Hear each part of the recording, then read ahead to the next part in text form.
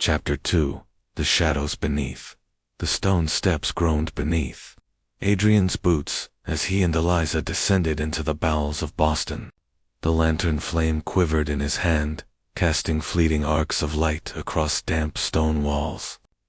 The air grew colder with each step, heavy with the smell of earth and stagnant water. At last they reached the bottom.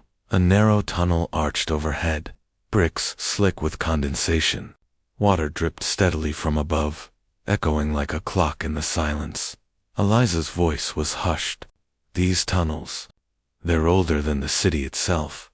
Adrian raised the lantern, his sharp gaze scanning the shadows. Older, yes.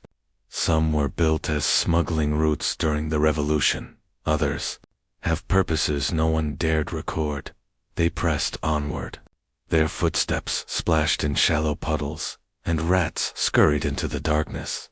The map's lines matched the twists and turns, guiding them deeper. Yet, as they advanced, Adrian felt an uncanny presence like invisible eyes, following them from the unseen recesses of the walls. After nearly half an hour, they reached a crossroads. 4 tunnels branching in different directions.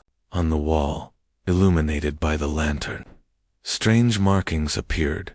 Chalk, symbols drawn hastily, but with intent. Eliza leaned in, her breath misting in the chill. Latin again. Umbra, vox, iter, shadow, voice, path. Adrian traced the symbols with his gloved hand. The writing was fresh. Someone had been here recently. Beneath the words, faint scratches formed an arrow pointing toward the left-hand tunnel. They want us to choose, Adrian muttered. But whose path do we follow? The one laid for us, or the one hidden from sight? Eliza frowned. If this is a trap, Adrian cut her off. It is a trap.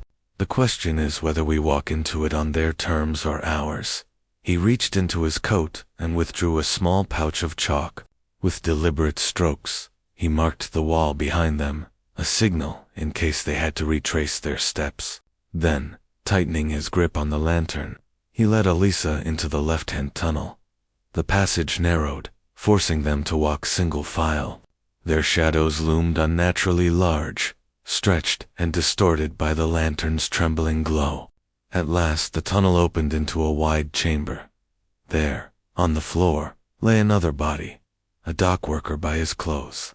But his skin was pale, drained of life. Like the first corpse, a word was carved into his chest this time. Different. Ludus. Eliza's hand flew to her mouth. The game. Adrian's face hardened. Yes, and we are the players. But before he could examine further, a sound echoed through the chamber. A slow, deliberate clapped up from the shadows beyond the lantern's reach. A figure stepped forward, cloaked in black, a porcelain mask covering his face. The mask bore no expression, only hollow eyes. His voice, smooth and chilling, filled the chamber. Welcome, Blackwood. Welcome to Tenebris. The masked man moved with unnerving calm, his hands clasped behind his back. You search for Harland, he continued. You think the old professor a victim, but he was the first to play. He was the first to lose. Adrian kept his expression unreadable, though every muscle in his body was taut. If you killed him, say it plainly. Enough with riddles. The man tilted his head slightly. Killed?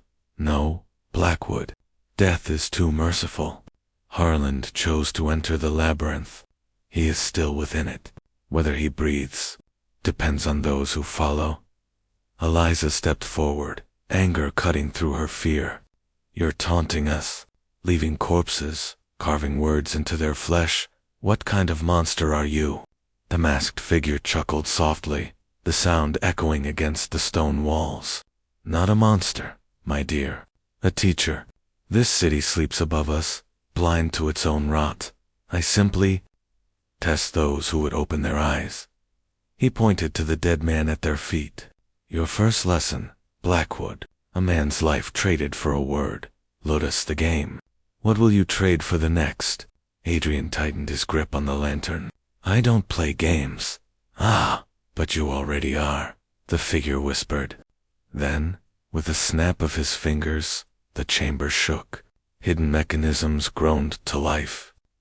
Stone slabs shifted, sealing the tunnel behind them. Eliza gasped. "He's trapped us." The masked man stepped backward into the shadows. His voice lingered long after his form had vanished. "Every path is a choice, Blackwood. Choose wisely, or Boston will drown in darkness."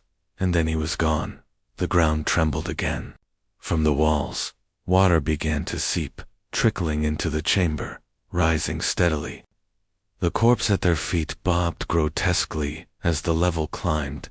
Adrian scanned the walls frantically. There must be another exit. He wouldn't stage this without leaving a thread too. "Follow." Eliza's lantern beam caught something, a faint symbol etched into the far wall. A triangle intersected by a line. Beneath it, Latin words. Via clavis, the key path. They splashed through the rising water. Adrian pressed the symbol.